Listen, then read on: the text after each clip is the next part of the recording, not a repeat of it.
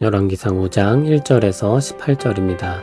키워드는 성전 건축 준비, 하나님의 때와 지혜, 오늘과 영원의 영광과 즐거움입니다.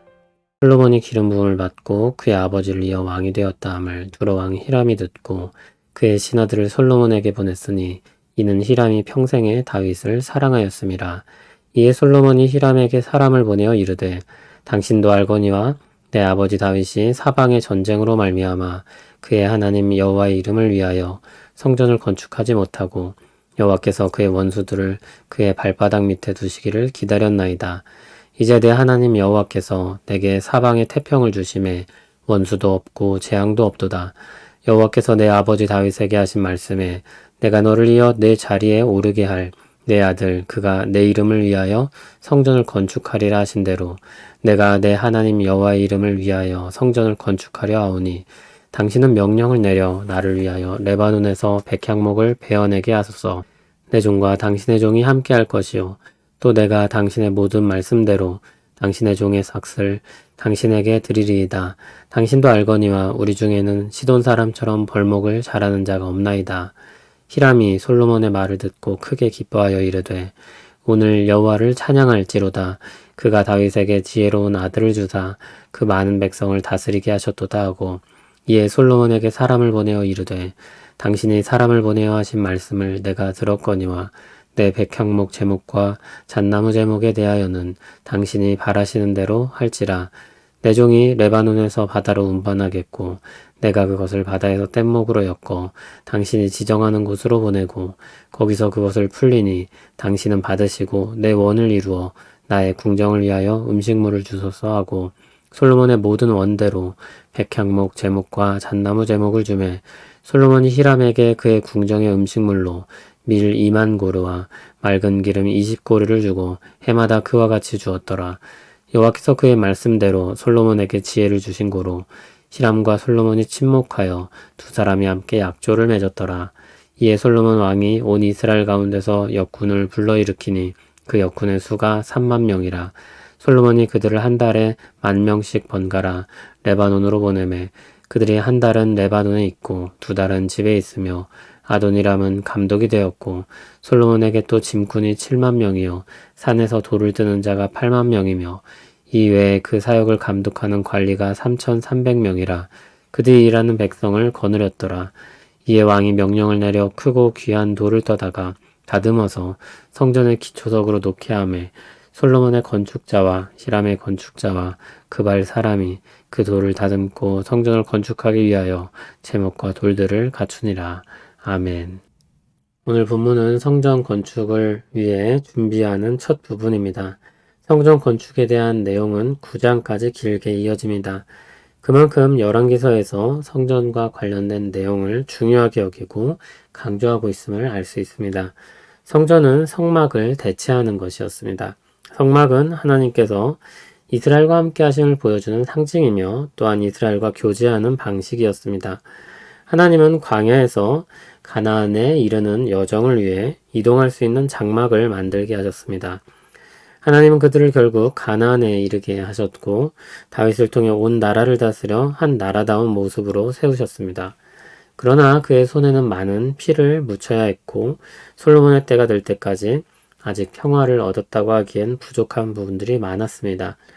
하나님은 다윗을 사랑하셨습니다. 다윗도 탁월한 왕이었습니다.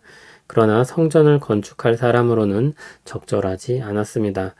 그 중에서도 그의 때가 중요한데 3절을 보면 다윗은 사방의 전쟁으로 인해 성전을 건축할 수 없는 상황이었습니다. 수시로 전쟁이 벌어지고 있는데 성전을 건축할 겨를이 없었던 것입니다. 열왕기상 5장에서 9장의 내용을 보면 성전을 짓기 위해 엄청난 재화와 일꾼과 시간이 필요합니다. 사방의 적군들과 싸우면서 성전을 짓는다는 것은 불가능한 일이었습니다. 그래서 3절에서 다윗은 원수들을 하나님의 발바닥 밑에 두시기를 기다렸다고 했습니다. 전쟁이 종식되고 평화를 주실 날을 기다린 것입니다. 하나님은 다윗의 아들에게 그 날을 주실 것이라고 약속하셨습니다. 그리고 드디어 그 날이 온 것입니다. 솔로몬이 왕이 되고 하나님께서 그에게 지혜를 주셔서 다스리게 하심으로 참으로 평화로운 시대를 맞게 되었습니다. 성막을 이동하며 나그네처럼 살지 않을 수 있게 된 것입니다. 4절을 보면 솔로몬은 고백하기를 하나님께서 사방에 태평을 주셔서 원수도 없고 재앙도 없다고 하셨습니다. 드디어 정착한 땅에서 성전을 짓고 하나님을 섬기며 살아갈 수 있는 시대가 열린 것입니다. 그때 솔로몬이 왕이 되었다는 소식을 두로왕 히람이 듣게 됩니다. 히람은 솔로몬에게 축전을 보냈습니다. 1절을 보면 그가 평생 다윗을 사랑했다고 했습니다. 다윗과 오랫동안 동맹관계를 맺어왔으며 마음으로도 호의적인 사람이었습니다. 솔로몬은 히람에게 하나님이 약속하신 대로 평화가 왔으니 성전을 지을 것이라고 말합니다. 그는 성전 건축을 위한 재료로서 레바논의 백향목과 나무를 다룰 사람들을 요청합니다. 레바논의 백향목은 크게 자라는 침엽수이며 내구성 역시 뛰어나서 건축 자재로 쓰였습니다. 잣나무도 고급 건축 재료 중에 하나였습니다. 또한 그곳 사람들은 나무를 자르고 다듬는 좋은 기술을 가지고 있었습니다. 히람은 하나님의 이름을 찬송하며 흔쾌히 나무와 사람들을 보내기로 했습니다. 여기서 히람이 하나님의 이름을 찬송하는데 그가 신앙을 가지고 있었던 것인지 외교적인 수사법인지 정확하지는 않습니다. 두로는 큰 무역 도시였고 히람은 그곳을 다스리는 사람이었습니다. 계산에 빠른 사람입니다. 나무와 사람을 보내기로 하면서 필요한 것들을 요청합니다. 9절을 보면 그가 할 일과 원하는 것을 말합니다. 히람은 레바논에서 백향목과 잣나무를 잘라 바다로 운반해서 그것을 바다에서 솔로몬이 원하는 것으로 옮길 것입니다. 그러면 솔로몬은 그 모든 과정을 잘 해낼 수 있도록 음식물을 제공해 달라고 했습니다. 거래는 잘 성사되었고 좋은 나무들이 예루살렘으로 옮겨집니다. 솔로몬은 성전 지을 사람을 모았습니다. 이스라엘 백성 중에서 3만 명의 사람들을 일꾼으로 모았습니다. 한 달은 레바논에 2달은 집에 있었습니다.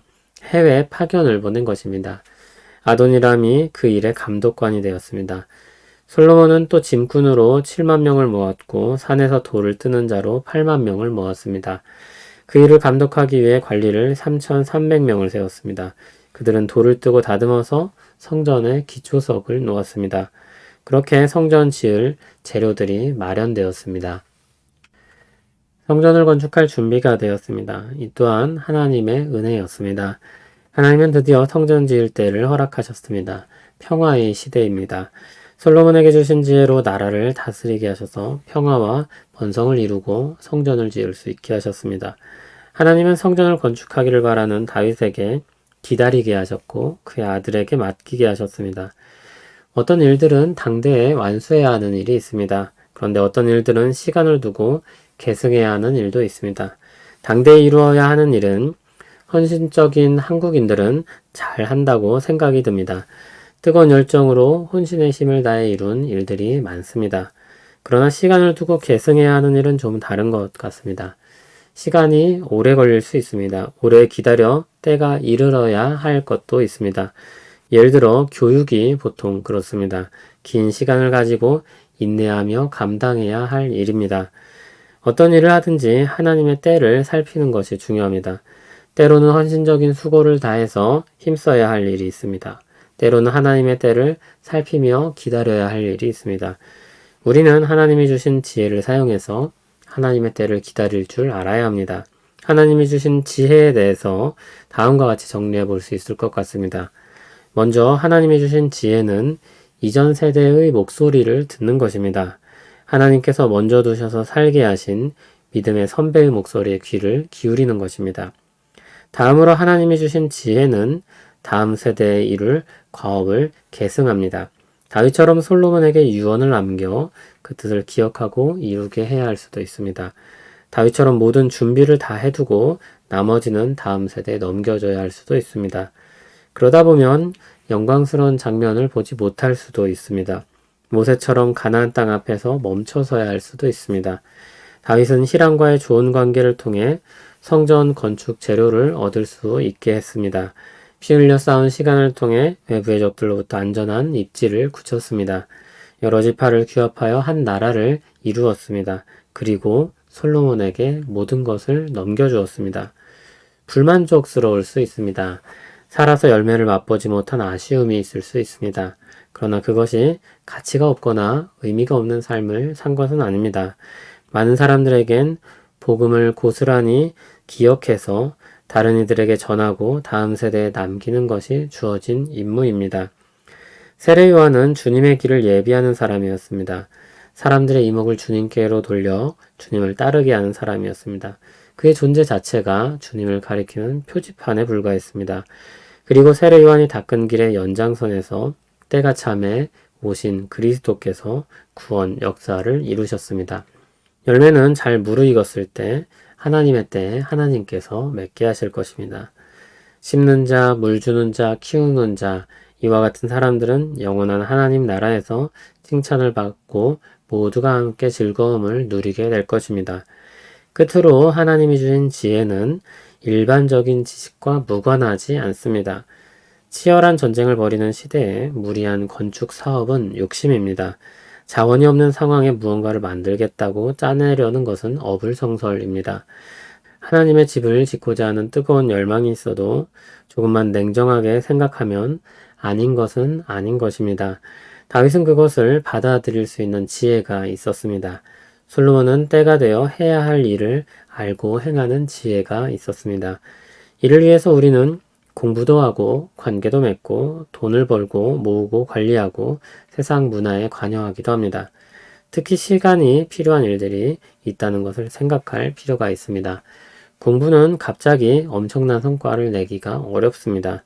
그런 광고를 하는 것을 종종 보는데 거의 거짓말입니다. 좋은 인간관계는 좋은 인격과 무관하지 않은데 그 역시 갑작스럽게 만들 수 없는 것입니다. 돈은 갑자기 벌 수도 있긴 한데 일반적으로는 그렇지 않습니다. 문화적인 분위기를 끌어가는 것도 쉽지 않습니다. 하나님의 지혜가 저 하늘에만 있는 것이 아니라 이 땅에서 수고하여 얻을 것도 있음을 알고 수고하고 노력할 필요가 있습니다. 그 준비가 된 사람들이 있다면 시샘하지 말고 인정하고 높여주고 세워줘야 할 것입니다. 그리고 함께 협력하여 하나님의 일을 해 나가야 할 것입니다. 하나님의 지혜가 우리에게 있기를 소원합니다. 첫째, 이전 세대로부터 잘 들을 수 있도록 열린 마음과 귀를 가질 수 있기를 바랍니다. 둘째, 다음 세대를 향해 신앙을 계승할 수 있도록 인내로 수고할 수 있기를 바랍니다. 셋째, 하나님의 지혜를 얻기 위해 부지런히 수고하는 노력이 있기를 바랍니다. 하나님께서 준비된 자들을 하나님의 때에 영광스럽게 쓰실 것입니다. 물론 어떤 이들, 아니 많은 이들은 두각을 드러내지 않는 역할을 맡길 것입니다. 그럼에도 하나님의 지혜는 그 자리 역시 감사하며 기쁨으로 감당할 수 있을 것입니다. 우리는 시편 84편 10절의 고백처럼 악인의 장막에서 천일 동안 기뻐하기보다 주의 궁정에서의 한날을 즐거워하며 그날의 자리가 문지기일지라도 좋다고 노래할 것입니다. 주님의 백성 모두는 하나님의 지혜로 말미암아 오늘과 영원의 영광과 즐거움을 누리게 될 것입니다. 하나님을 가까이함이 우리에게 복이기에 주님과 함께 주님의 집에서의 날을 사모하는 시인처럼 그것을 바라고 소망하며 기도합니다. 우리에게 은혜를 베풀어 주셔서 오늘의 영광과 즐거움을 허락하시고 영원한 영광과 즐거움을 바라며 살 소망을 주시옵소서. 하나님의 지혜가 주께서 자기 백성에게 주신 크신 은혜를 볼 수 있도록 비춰주실 것을 기대하오니 은혜 내려 주시옵소서. 예수님 이름으로 기도합니다. 아멘.